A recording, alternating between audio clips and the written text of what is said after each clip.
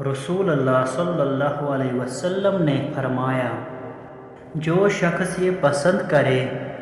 کہ لوگ اس کے سامنے باادب کھڑا ہو تو وہ اپنا ٹھکانہ جہنم میں بنا لے۔ رسول اللہ صلی اللہ علیہ وسلم نے فرمایا، جو کوئی اللہ اور آخرت کے دن پر ایمان رکھتا ہے وہ اپنے پڑوسی کو تکلیف نہ پہنچائے۔ رسول اللہ صلی اللہ علیہ وسلم نے فرمایا، مومن کی مثال پودے کی پہلی نکلی ہوئی ہری شاخ جیسی ہے کہ جب بھی ہوا چلتی ہے اسے جھکا دیتی ہے،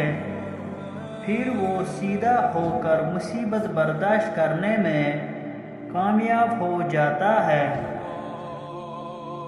رسول اللہ صلی اللہ علیہ وسلم نے فرمایا،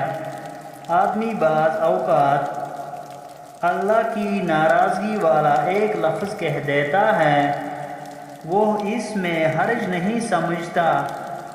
لیکن وہ اتنا بڑا گناہ کا لفظ ہوتا ہے کہ وہ اس کی وجہ سے 70 سال تک جہنم میں گر جاتا ہے۔